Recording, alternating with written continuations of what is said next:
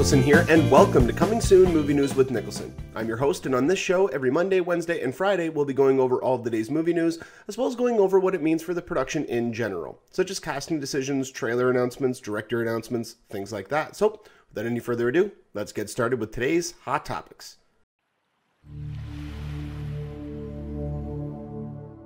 This next topic here is a film that I've been anticipating for a while. When the first trailers came out, I was one of the only people supporting it because I thought that it just looked so fresh and unique because it's new. It's an original story. It's from the creators of the Matrix trilogy. This new movie is called Jupiter Ascending. Now, if you guys have followed me along on the show so far, you know that this is a movie I've been looking forward to a lot. I was really bummed when they delayed the movie. It was originally supposed to come out on July 18th. They since delayed it to February 6th. So I was a little bit bummed about that. The reason that they gave, at least officially, was that they needed time to finish the special effects. Now, from early reports of early screenings of the film, they said that it's less than stellar. I don't know how accurate that is because we would have heard more about it, except for a few little people here and there and then it dying away. This would have been something I think we would have heard a little bit more about. So I don't know if the movie is just that bad, although there are aspects in this new trailer that do hint at that. But aside from that, this new trailer is absolutely beautiful. This is a phenomenal trailer. When I started watching this, it's almost everything that I've wanted a sci-fi action film to have. It has unique ships that can shapeshift almost. They can come apart. It's energy that holds the pieces together. And as you see them flying, if they need to completely do a complete course correction, they almost come apart and reform in the direction that they need to go so that the inertia just stops. Like, it's everything about this movie is hard sci-fi. Like, this is as John Schnepp says, this is Sweaty's territory. This movie to me looks absolutely incredible. I have a feeling I'm going to be let down, mainly due to the fact that Eddie Redmayne, I am one of the people, I don't understand all the love about Eddie Redmayne. He was in Les Mis. He was one of the who did he play in Les Mis again? He was the one who was going. He was one of the military guys in the movie. Anyway, he got a lot of esteem for his role in that movie. I didn't really care for it. Like, I saw a couple of minutes of the movie. I still haven't seen it. I'm not a musical person. I can't get into those movies. I can't separate singing from actually telling the story when they could just say it as opposed to sing it. I can't get past that. But that's just a personal fault of mine. Nothing against anybody who likes musicals. But everything that I've seen so far of him, I've never been impressed. And everybody's just loving him. They say that he's one of the greatest up-and-coming actors. And that very well may be the case. I just haven't personally seen it. And looking at his role as the villain in this movie, his voice is awful in this trailer. Like, what's the one line he says? He goes, "I will cleanse the earth before I will ever let her take 1 ounce of it." Like, that's how he talks. To me, that's A, not intimidating. B, he sounds like a wuss. C, he kind of looks that way. He doesn't have this intimidating factor to him.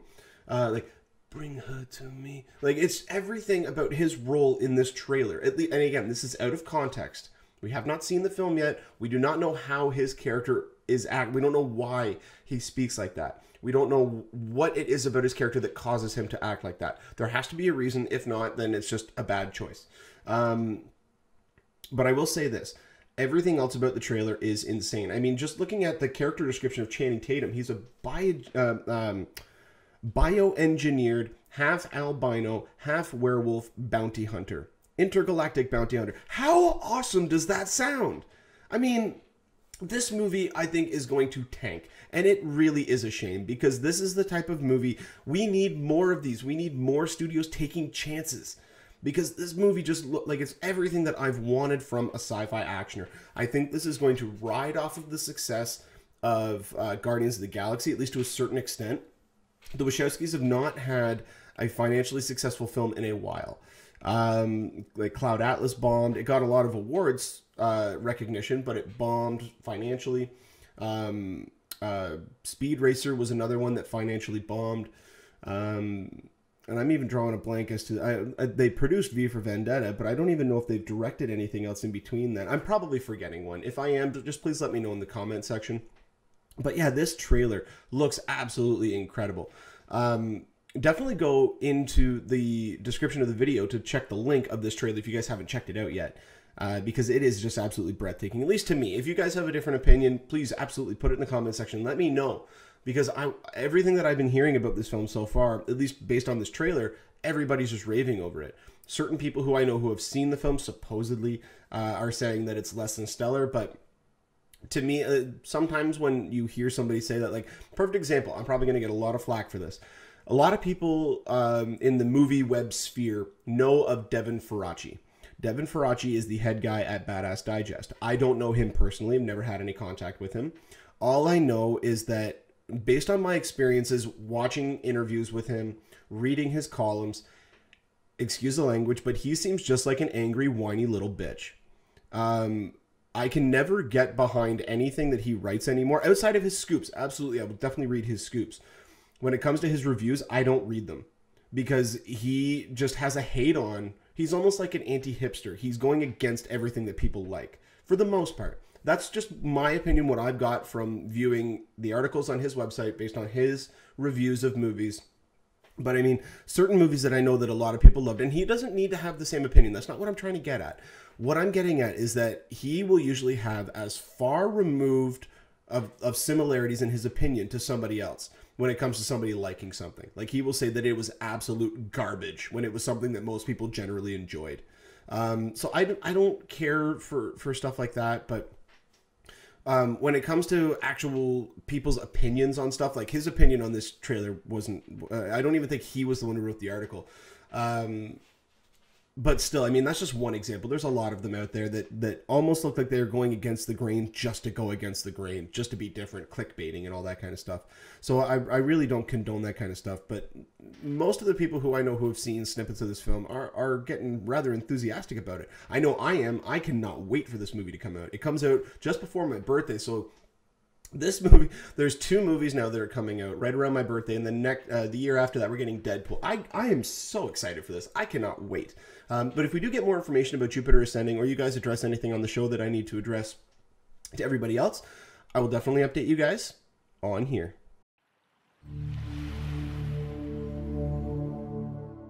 It's trailer day here on Movie News with Niklsun. We have another debut trailer here. This one is for Michael Mann's upcoming film Blackhat. This film used to be called Cyber, and it's all about cyber terrorism and all that kind of stuff. This one here stars Chris Hemsworth, though. And this is the first time that Hemsworth is joining with Michael Mann. It's the first movie, I believe, that Michael Mann has done in several years. I'm trying to think of the last one that he did, and I think it was Public Enemies. So he hasn't done a film in about 5 years. So this will be his first film. Actually, when this film comes out, it'll be about 6 years, actually. That being said, I don't know how much I can get behind this trailer. The concept sounds really cool. The cast they have in place looks really solid. Michael Mann's fascination with digital production, I think, is going to be his downfall. The movie just looks cheap. And it really hurts to say that, because you look at a movie like Collateral. Collateral is, by and large, one of his top 3 films. I would say it's right up there with Heat. Some people would try to argue The Last of the Mohicans should be in there as well. But personally, I find that it's a neck-and-neck race between Heat and Collateral. Collateral is just almost a masterpiece. And that movie was one of his first forays into digital production. There's only, at least to me, there's only one shot in the movie that looks kind of cheap. And that's right near the beginning when Tom Cruise is walking onto an escalator and he came a little bit too close to the camera. It almost looked as though it was from a student production. And that's what I get from this. Outside of the Oscar caliber talent that they have involved with it, the shot compositions just look cheap. They look like a student film. And I don't know why he keeps using this technology, outside of the fact that, yeah, it looks great at night because it's able to capture all the lights. It's able to capture the type of atmosphere that he wants to get. But during the day, it looks like a documentary. And the last couple of films that he's had have not been financially successful. Like Public Enemies, I think, made its budget back a little bit, but it wasn't a smash at the box office. It wasn't, critics didn't really like it. The one he did before that was Miami Vice, which a lot of people hated. I know I found it really boring. But the one he did before that was Collateral. So I mean, he's got a lot of successes. He knows what works. To me, This movie looks like it's going to combine Miami Vice with Collateral. It looks like we're going to be getting the interesting character development back and forth, because of, especially that phone call that Chris Hemsworth has with the villain in the trailer, where he's just basically listening to the guy saying, it's not about this, it's not about this, it's about this. So I think we could have a really cool cat and mouse type thing with them, very similar to how Jamie Foxx and Tom Cruise were in Collateral. But I also think that the pacing and the structure of this film is going to be very reminiscent of Miami Vice, which means it's going to be boring. Culminating in a big giant gun battle at the end, a la Miami Vice. But this gunfight looks a little bit closer to what we got in Heat, which no one I think has even trumped yet. That is still, to this day, one of the absolute best gunfights in movie history. That thing was just incredible. In the streets of LA, you know, you got everybody from Val Kilmer to Danny Trejo to Tom Sizemore to Robert De Niro to Al Pacino, all these guys fighting one another in this massive gun battle in the streets of LA. It was just incredible. This one looks like it's going to be at night somewhere in China, so it's not going to have as big of an effect, but I don't know. I thought I was going to be able to get behind this a lot more, and just from what I've seen in the trailer, you don't really get a good sense of the storyline in this either. It's really, you know, haphazardly put together. But I mean, you got actors like Chris Hemsworth, you got Viola Davis, you got Michael Mann writing and directing the movie. It has the ingredients to work. The movie does come out January 16, 2015. That is about the same release date that Jack Ryan had last year, and Jack Ryan was actually pretty good.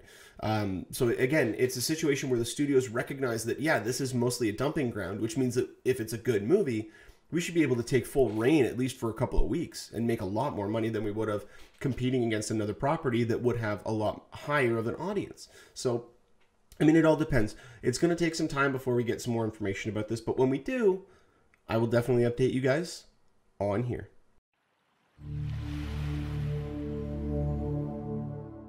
This next story here may surprise some people, but Ridley Scott's actually been really heavily promoting his upcoming slate of films. So currently he's just putting the finishing touches on Exodus, Gods and Kings, which is going to be opening up in December. And then he's also gearing up to start shooting The Martian with Matt Damon, which is going to be a really cool sounding sci-fi film, which is going to come out next November. But then it's the movies that he has coming out after that that are really intriguing. Because he just confirmed, now it hasn't been officially announced by the studio, but it looks as though as soon as he is done The Martian, he is going to be sieging in to shoot Blade Runner 2. So Blade Runner 2 is officially happening according to Ridley Scott. The script is finished. Harrison Ford is on board. I know that rhymed, but still. He has been adamant about this. He said that it's a sequel, it's a continuation. He's very excited about how clever they were able to make it, about how it's just not doing it for the sake of doing it, that there's actually a really cool storyline that they plan on telling, and that's why Harrison Ford came back. But the one that he wants to do after that, we still don't know if it's going to happen, but he's been talking about this for years, is Prometheus 2. And the one thing that he said about Prometheus 2 is, I think they're about 15 drafts in, which never bodes well. That just means they can't crack the story.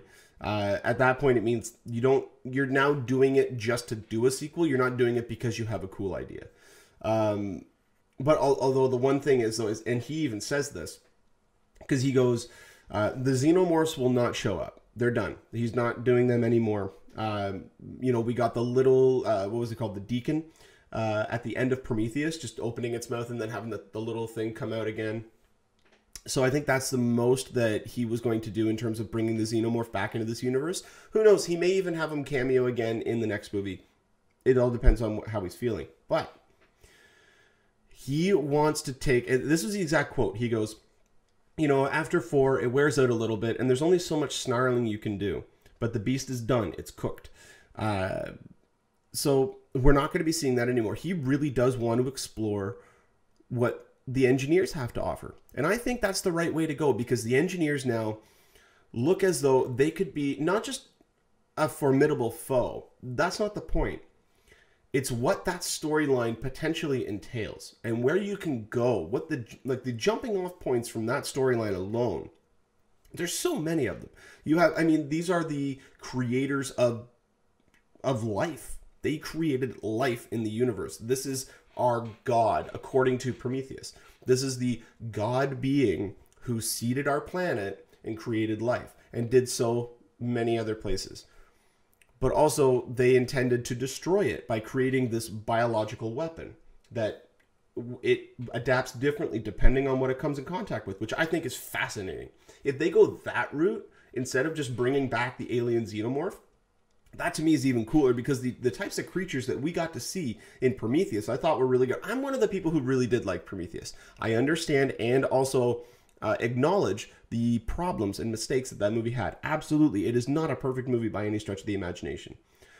But I really did get behind it. I really did enjoy it. I felt that there was a lot going for it. The storyline has a lot going for it. The cast was exceptional. But I mean, certain things like the ever so eager scientist willing to go up to an alien creature and pet it like it's, you know, even though he says it's like a snake and he's going to treat it like a puppy. I mean, of course you're going to die. And then you get, you know, Guy Pearce's character, who for some strange reason tricked the world into thinking that he was dead, only to not be dead. But he's still 176,000 years old. I'm exaggerating on that a little bit if you haven't seen the movie, but still. Overall, I felt that it was a really tight-knit film. I thought it worked really well. And I do want to see the continuing adventures of Elizabeth Shaw and David. And rumor has it that we're going to be seeing many Davids, hundreds of Davids, if not. Because he's an android after all. So, and Michael Fassbender playing off of himself that many times, I think that could be fascinating. So there are plenty of avenues that they could go down with this movie. It's just whether or not it's actually going to move forward.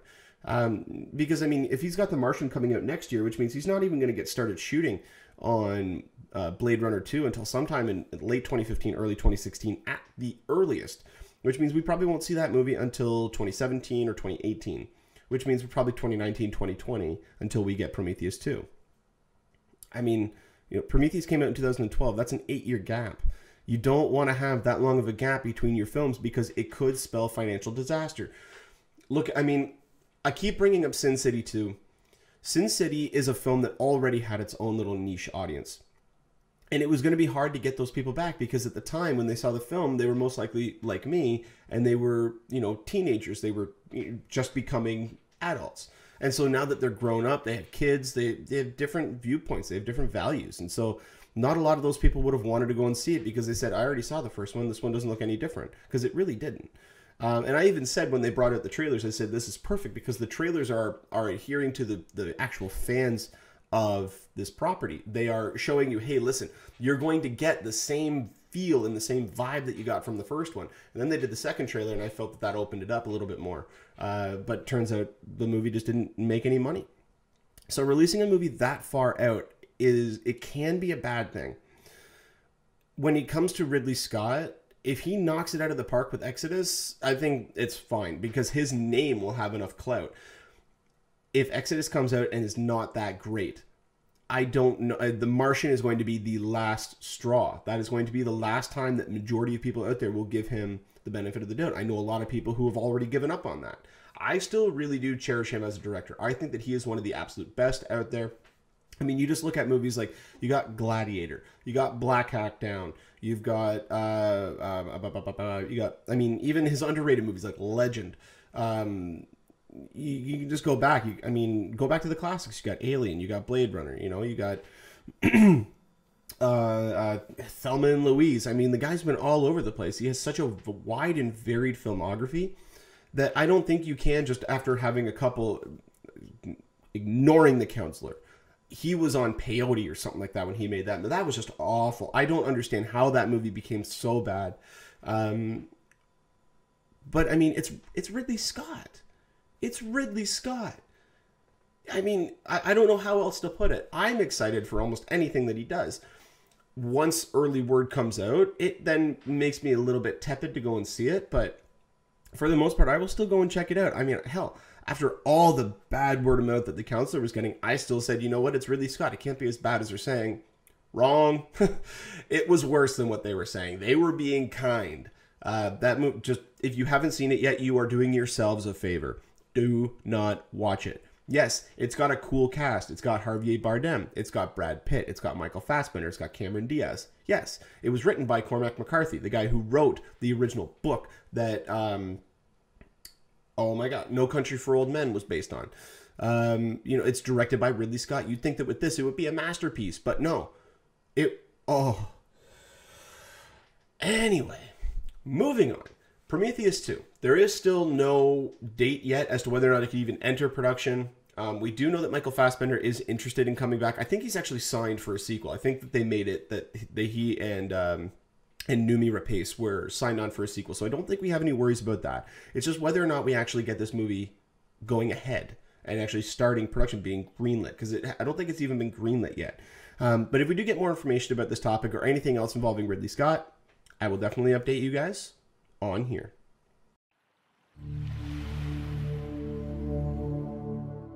Now we move on to our user submitted questions segment. This one comes to us from Jason Mercier, who is a resident Movie News viewer. His question is, what happened to John Leguizamo? Very good question.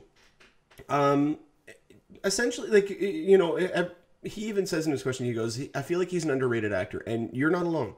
You're definitely not alone. He is, by and large, one of the most underrated actors out there because I don't think he's ever really been given his fair shot. If I'm thinking about this correctly, with the exception of maybe one back in the 90s, I don't even think he's ever had a lead role. He's always been a supporting actor. And that's where he has made his kind of niche. That's where he gets all of his work, because like a lot of these actors will do the direct-to-DVD movies. And there is a common thing, and I got to bring this up because it's addressed on AMC Movie Talk a fair amount. And this holds more weight than you would actually think. But just remember this. Whenever you look at what type of a movie an actor is signing up for, with the exception of a few, most of the other actors out there are actors for hire, which means that they are doing this for money. They are doing this to live. They are doing this to pay their bills, to fund their kids' tuition for school, you know, to pay off their cars, to pay off their homes. You know, you get the odd ones out there who are getting $20 million a movie, and those are rare. Those don't happen as often as people think. But actors do movies for money. That is their job. So when you see a lot of actors start going to the straight to DVD, do you know why most of them do that? A lot of the reasons is because they are having a little bit more difficulty getting a theatrically released film to make a lot of money. But outside of that, they're getting constant, steady work. For actors who just like to act, and straight to DVD, this is another thing. This is something that a lot of people don't even think about. Direct-to-DVD movies do not have large press events. And there are a lot of actors out there, Bruce Willis is one of the biggest ones out there, who does not like to do press. Tommy Lee Jones is obviously the number one, but Bruce Willis does a lot of straight-to-DVD movies. And one of the reasons is because, I mean, it's quick money. He's not shooting it for very long. A direct-to-DVD movie maybe has a 3.5 week shooting schedule. So, I mean, he's done in a month. His role is probably a smaller one. He's not the main character, which means he's probably only shooting for about a week, collects his paycheck, and moves on. But he also doesn't have to worry about the press junket for it. He doesn't have to worry about answering the same question. People forget this too. When actors are at a press event, they are there all day. They're usually there at least 8 hours, 10 hours, sometimes 12 hours. And they are being asked, for the most part, the same questions over and over and over again, every about 5 to 10 minutes. Most interviews are about 5 minutes. They're given about a minute break in between. And then the next interviewer comes in, and they try to shake it up every now and then, but for the most part, they're being asked the same questions, and they have to give that answer as though it's the first time that they're being asked this question. And a lot of actors out there don't like to do that. So John Leguizamo has found a very nice place for him to feel comfortable with. He's able to do a lot of films, and these are just some of the movies that he had come out over the past 2 years. So he had Ice Age 4, granted it was just his voice, but he also was in Kick-Ass 2. He was the henchman of McLovin's character, Christopher Mintz-Plasse. He was also in Ride Along. He was in Chef, and he currently has John Wick opening up. So I mean, just this year alone, he had Ride Along, Chef, and John Wick, all theatrically released movies. Last year he had Ice Age 4 and Kick-Ass 2. Actually, sorry, no, it was last year was Kick-Ass 2, and the year before that, I believe, was Ice Age 4. Correct me if I'm wrong. But in the next couple of years, he has the Tina Fey, Amy Poehler comedy, The Nest, and Ice Age 5. So these are just some of the movies that he has lined up. But he also has supporting character roles in a lot of other films. He's always keeping busy. But the thing is that he is a supporting actor. He is not a lead actor. And he's now 50 years old. So he's kind of past the point, unless he gets to the type of roles that Liam Neeson does, which I don't think he will. He doesn't have that personality or that amount of charisma. But those are only really the types of roles that he could get in mainstream movies. So he just kind of goes wherever he needs to go just to get work. It's not that he's struggling. It's just that he enjoys acting. And these movies, at the end of the day, if anybody has ever gone out and watched a direct-to-DVD movie, a lot of them aren't bad. The mockbusters, like Atlantic Rim, all the Asylum movies, Sharknado, all those kinds of things, those are bad, yes. But there are some movies out there that are direct-to-DVD that the studio that made it, that bought the rights, did not have the financial means to be able to help distribute it.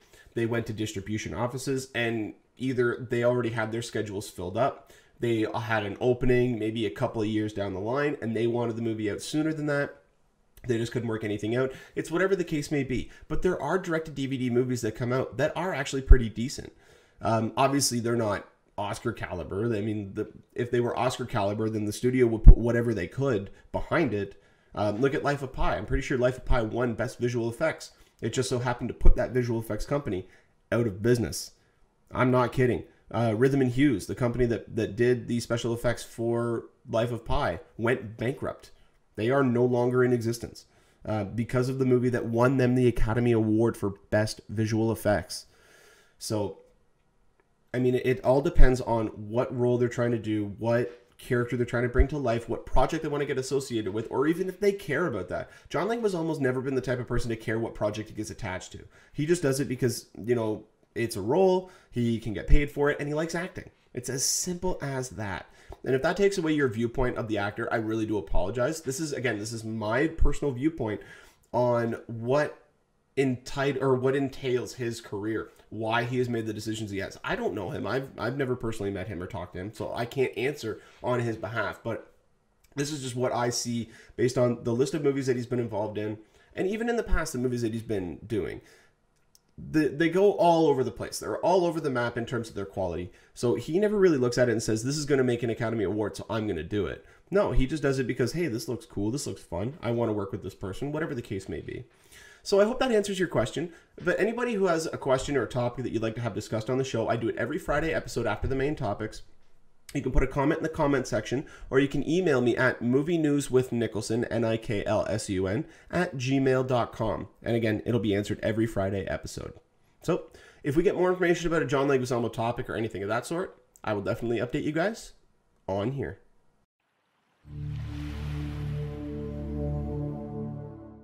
Well, that'll do it for us here on Coming Soon Movie News with Niklsun. Thank you so much for watching. You guys have been a great audience. You can go ahead and click the subscribe button there at the bottom corner. You can get updates whenever we post a new video.